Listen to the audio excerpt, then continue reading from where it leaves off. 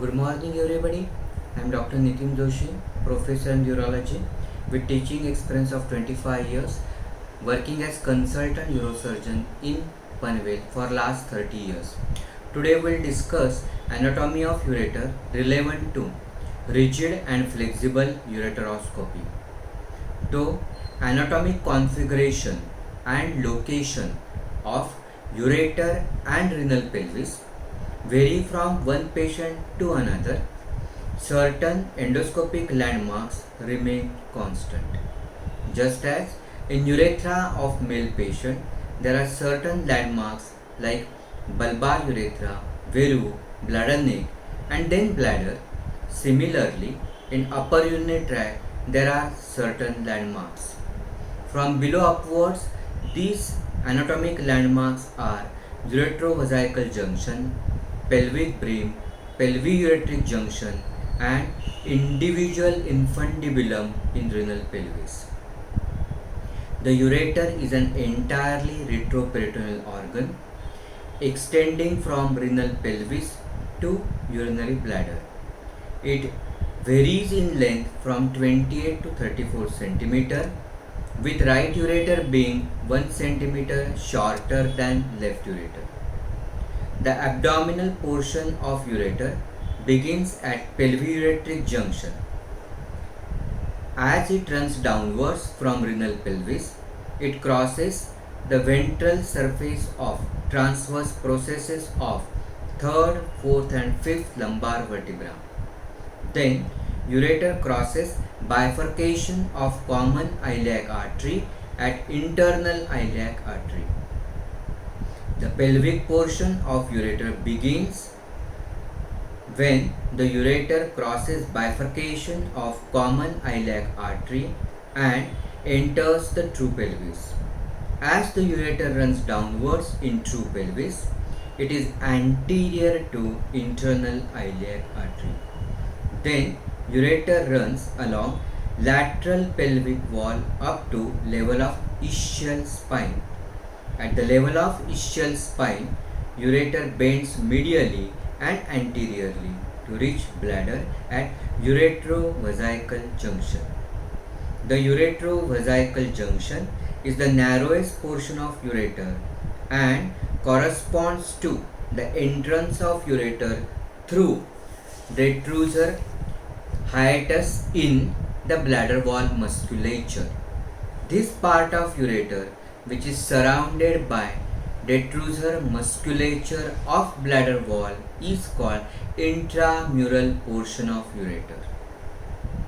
As this intramural portion of ureter exists, the muscular hiatus, it runs submucosally within bladder for about 2 cm and then ends at ureteric orifice. And studies have shown that this submucosal part of the ureter is responsible for anti-reflux mechanism. Blood supply to ureter.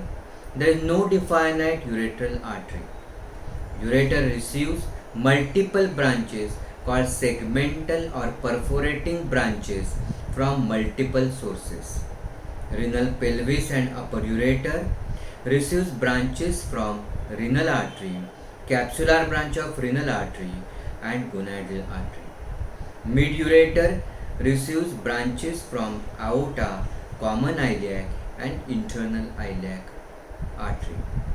Mid-ureter receives blood supply mainly through branches of internal iliac artery and that is superior vesical artery, while lower ureter receives blood supply through branches of anterior division of internal iliac artery, namely middle rectal artery, inferior vesical artery, inferior gluteal and in female uterine artery. These segmental branches divide into ascending and descending branches. These ascending and descending branches anastomose to form plexus in periureteral adventitial fatty sheath. Branches arise from this vascular plexus in periureteral adventitial fatty sheath, penetrate the muscular layer to form another vascular plexus in submucosa, and through this vascular plexus in submucosa, mucosa receives its blood supply. Now, the histological structure of renal pelvis and ureter. Renal pelvis and ureter are thin-walled structures about 1 to 2 millimeter thick when distended. Renal pelvis and ureter are composed of 3 layers. From outside in, they are fibrous layer or tunica adventitia, muscular layer which is middle layer, and innermost layer is mucosal layer. The outermost layer is fibrous layer or tunica adventitia. It is a fibrous structure runs continuously from renal sinus along the entire length of ureter, which gets inserted into fibrous coat of bladder. The middle layer is muscular layer, also called tunica muscularis.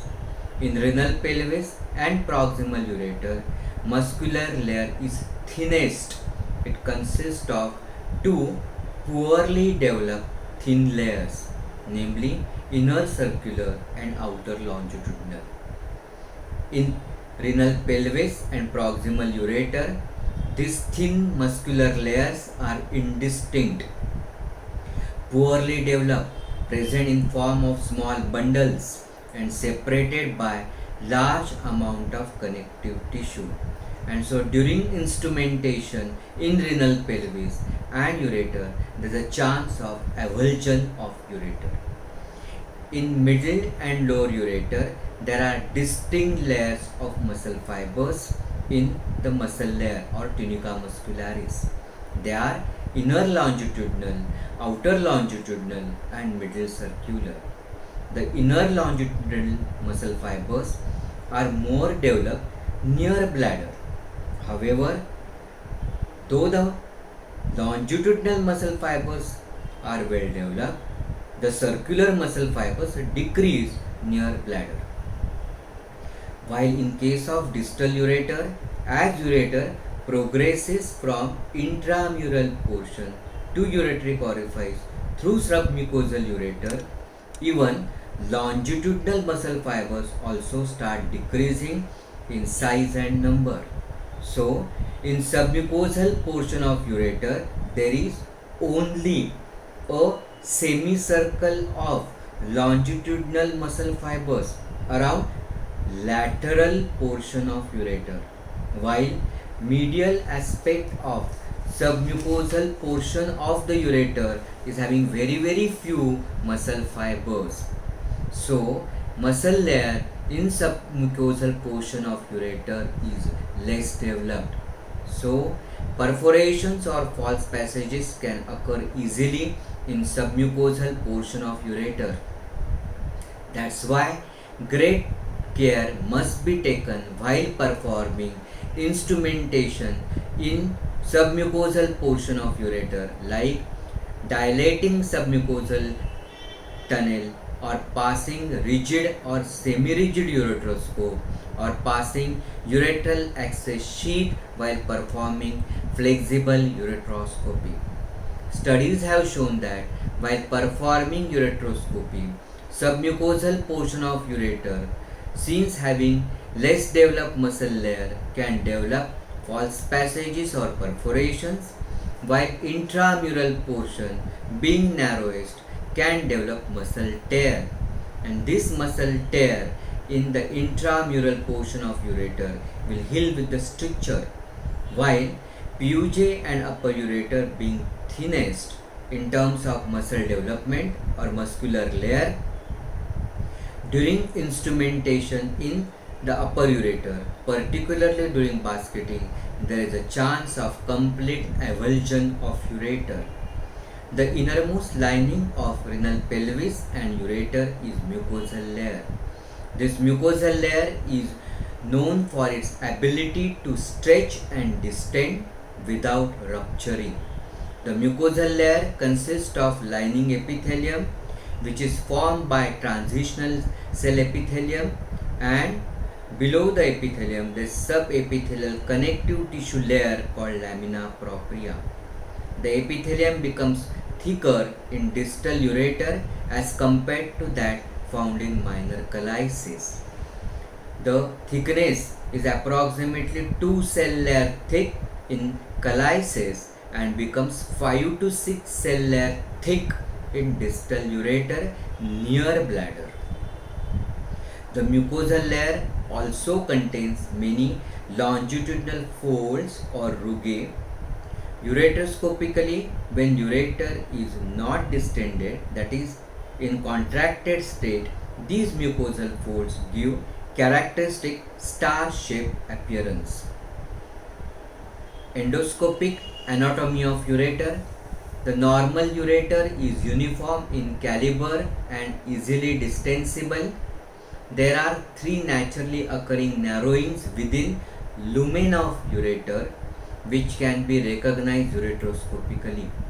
These narrowings from above downwards are pelviureteric junction, pelvic breve and uretrovesical junction. These narrowings, which are encountered endoscopically, varies from one patient to another. Most of times, these narrowings are not noticed since they do not prevent passage of ureteroscope. Sometimes, these natural narrowings in the lumen of ureter are so significant that passage of ureteroscope without dilatation is not possible.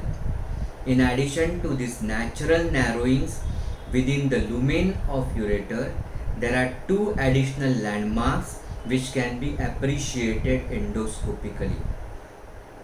First landmark, the portion of ureter where it crosses termination of common iliac artery. This portion of ureter ureteroscopically is seen as pulsating. This signifies close approximation of ureteral lumen and arterial lumen. While the second landmark is, as one approaches renal pelvis or proximal ureter, one ureteroscopically notices the downward movement of the ureter and pelvis with inspiration. Each inspiration causes downward movement of diaphragm, which pushes kidney downwards. This downward movement of kidney with each inspiration also causes simultaneous downward movement of renal pelvis and ureter. And since there is a movement of the kidney or callices and pelvis and upper ureter with the inspiration while doing flexible ureteroscopy, if you want to work in the callices or pelvis, then in order to prevent the laser fiber firing to the mucosa or the wall, many times if the patient is not cooperative, general anesthesia is safer because one can induce apnea at the time of fragmentation by laser. Thank you very much.